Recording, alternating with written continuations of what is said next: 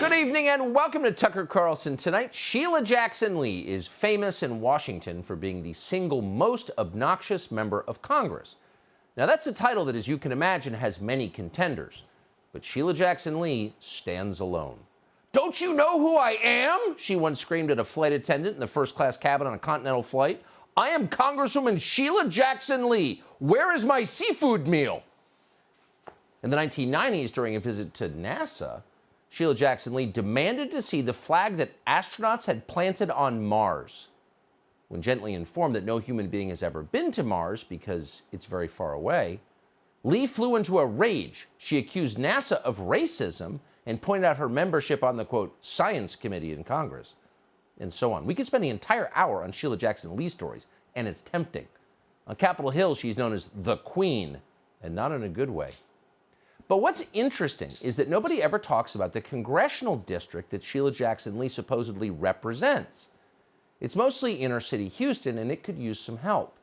Lee's district has a poverty rate almost twice the national average, with all the usual markers of civilizational decline: high crime, bad schools, low social cohesion, drugs.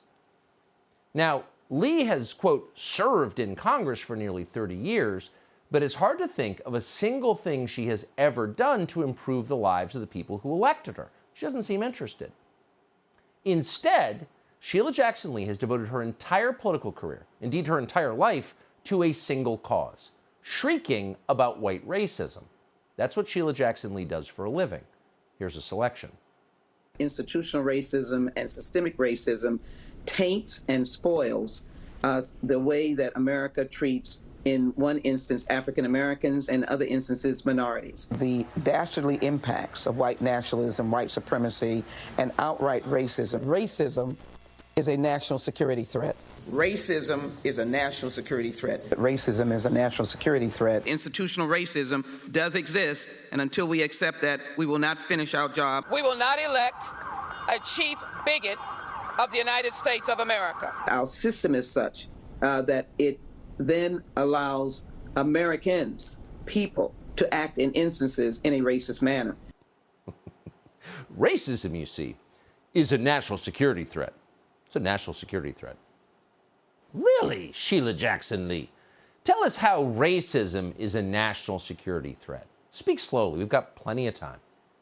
But of course, she won't do that. She's got no argument. She's got no facts. She doesn't even have a sincere belief in what she's saying. It's absurd, and she knows it. And by the way, Sheila Jackson Lee doesn't want to protect a country she despises from national security threats. Why would she want to do that? No, that's not the point. What she's doing here every day is leveling a racial attack, a blood libel, against an entire group of Americans while simultaneously pretending to be the victim of attacks from that same group. "Stop hitting me," she howls as she punches you in the face. It's such a common tactic at this point, used constantly by Al Sharpton, by the ADL, by so many others, that you may not even notice it anymore. But it's still disgusting, it's still immoral, it's still divisive. Here's Joe Biden doing it. And finally, we're confronting the stains of what remains a deep stain on the soul of the nation: hate and white supremacy. You know, there's a tough through line of subjugation and enslaved people from our earliest days to the reigns of radicalized terror, the KKK, to Dr. King being assassinated, and the violent, deadly insurrection on the Capitol 9 months ago. It was about white supremacy, in my view. Speaking of blood libel, because that's what it is, protesting the 2020 election results is the same as slavery, as the KKK. It's the same as murdering Martin Luther King. It's all white supremacy, declares Joe Biden, without defining the term. Now, you may recall when Joe Biden said that. You probably dismissed it at the time as ridiculous, as the rantings of a senile partisan, and of course, that's what it was. But you should also keep in mind that Joe Biden did not say that by accident. It wasn't an ad lib, off the cuff. No, his staff signed off on that speech. They wrote it, they read it before he read it. And they wrote it for a reason. When the President of the United States identifies a threat to this country, his many federal agencies, the biggest in the world, swing into action to neutralize that threat. That's how the system works, as Joe Biden's staff well knows. So, in fact, when Joe Biden likens you to Al-Qaeda or the Klan, It's not a small thing at all. It has implications. So here's Sheila Jackson Lee from last week in a not unrelated clip calling for the renewal of the Patriot Act. Watch. I remember after 9/11 when we all worked together to ensure the protection of the American people through the Patriot Act and dealing with the FISA courts. We worked together because truth is important. Now, that's kind of strange if you think about it. So why would Sheila Jackson Lee, a self-described liberal, find herself last week praising the secret government courts that liberals once opposed passionately on the grounds that those courts could be used to destroy the constitutional rights of Americans without anyone knowing about it? Secret courts? Liberals were against secret courts, and now the chief liberal in Congress is strongly for secret courts. What's going on here? Why? Well, because those secret courts turn out to be a highly effective way to silence the critics of the Democratic Party, to silence those so-called white supremacists Joe Biden's always yelling about, not all of whom, by the way, are white. You don't have to be white to be a white supremacist. You just have to oppose the agenda. And of course, Sheila Jackson Lee knows that very well, and that's why she wants to renew the Patriot Act indefinitely. And there are enough dumb Republicans that she may be able to. But Sheila Jackson Lee would like to go a lot further than that. Lee has just introduced a bill called the Leading Against White Supremacy Act of 2023. Now, it's not an exaggeration to say this single bill would do more to criminalize speech, previously constitutionally guaranteed speech, than any other piece of legislation that has been proposed in the entire history of this country. That's not an overstatement at all, and to prove it, we're going to read directly from the bill. Here it is, quote, "A conspiracy to engage in white supremacy-inspired hate crime shall be determined to exist between two or more persons, at least one of whom published material advancing white supremacy, white supremacist ideology, antagonism based on, quote, replacement theory, or hate speech that vilifies or is otherwise directed against any non-white person or group," end quote. Now, nowhere in the legislation is the term white supremacy or white supremacist ideology ever defined. Of course it's never defined. It's left open. It's subjective. Anything can be white supremacy. But the bill does specifically point to something called replacement theory, white supremacist ideology. If you engage in either one of them, you go to federal prison, possibly for a very long time. So all that's required under this piece of legislation, which has not been laughed out of Congress yet, all that's required is that your political opinions, quote, could, as determined by a reasonable person, motivate actions by a person predisposed to engaging in a white supremacy-inspired hate crime. So what would qualify as a felony under this law? Well, virtually everything, but among them would be pointing out that Democratic Party politicians, including Chuck Schumer, the leading Senate Democrat, have long bragged that they are flooding this country with immigrants in order to change the demography to maintain political power for themselves. They've said that many times, they've written it, they've bragged about it on camera, but if you notice it under this bill, you would be criminally responsible for the violent acts of people you have never met, and you would go to jail for terrorism. Now, what's most interesting about this bill is that it's race-specific. Nothing in Sheila Jackson Lee's legislation would apply to, say, black supremacy or murder sprees by people who aren't white supremacists, the massacre in Waukesha, for example. So that means that Democratic Party politicians can continue to say whatever they want with impunity.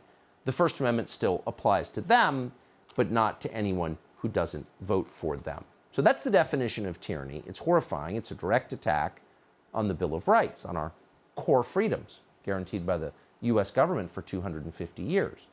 We shouldn't be surprised by this, however, because it's consistent with what Biden has promised since the day he got into office. And the promise was that race-blind justice, which is the entire foundation of the rule of law in the West, has been for centuries, is done.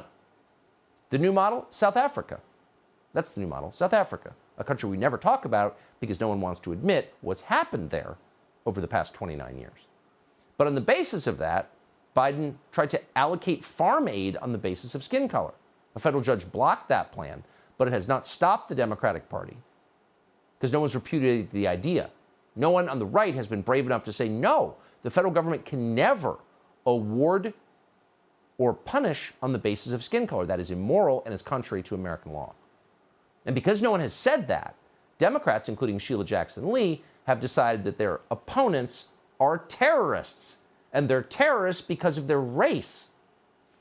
And once you're a terrorist, what do we get to do to you? We get to take all your stuff. We get to seize your assets. It shouldn't surprise you that is actually unfolding in the state of California. Always the leading edge of lunacy. Watch this. These economists have worked alongside us over this past year to come up with potential estimates for what reparations in the form of compensation or cash payments can look like for African Americans. That $500 billion number represents the state of California's maximum culpability for racist redlining practices. And that number represents the state of California's maximum liability. It is not a final recommendation coming out of the task force. Final recommendations do not come out until July 1 of 2023. No, everything about this, of course, is bad and wrong, not just in practice, but in principle. But in practice, it sets up an incentive that the whole country is going to have to grapple with fairly soon. We've already been told that you can change your sex, your immutable characteristic, just by wishing it so. Men can become women, women can become men. Why then can't people change their race? That's a sincere question that is waved away as ridiculous, but it's not any more ridiculous than changing your sex. In fact, it's the same. So under laws like this, there's a huge incentive to change your race because you get paid for doing that. What are we going to do about that? But what's interesting and sadly predictable is that as politicians in California and the rest of the country decide how they're going to loot the treasury in the name of racial justice, the communities they supposedly serve are falling apart in real, tangible, measurable ways. People are dying. Axios, for example, reports that carjackings in D.C. have risen for the 5th straight year. Ask anyone who lives there. Ask the D.C. council candidate who was carjacked in broad daylight a year ago. A vehicle stolen Friday may be linked to multiple crimes in Northeast, including the murder of 19-year-old Devin Brewer. There was a drive-by shooting on Central Avenue Northeast. Both victims survived. A lookout for the same Highlander went out over police radio. The plates on the car appear to match the burgundy Highlander used to carjack a D.C. council candidate at gunpoint. Nate Fleming was at a gas station on Nanny Helen Burroughs Avenue Northeast. He says when the suspect pulled a gun, he gave up the keys, then went into the convenience store to call 911. He says one of the guys came in to stop him from doing that, chasing him out of the store. So instead of doing anything about that, in D.C., the leaders are doing what Sheila Jackson Lee does, shrieking about white racism, as if that's the problem or even a related problem. Of course, it has nothing to do with carjackings. As for actual carjackings that are killing people, making taxpayers leave D.C., terrifying everyone in the city, well, the D.C. City Council has just passed a bill that will lighten the punishment for carjacking, as well as other violent crimes. So here's what you have. At the same time that Sheila Jackson Lee would like to make it a, quote, hate crime, a felony for disagreeing with her, her compatriots in D.C. and across the country are making it easier for you to get killed by an actual carjacker. Anarcho-tyranny is the name of that system, and it's spreading because no one's saying anything about it. Subscribe to the Fox News YouTube channel to catch our nightly opens, stories that are changing the world and changing your life. From Tucker Carlson Tonight.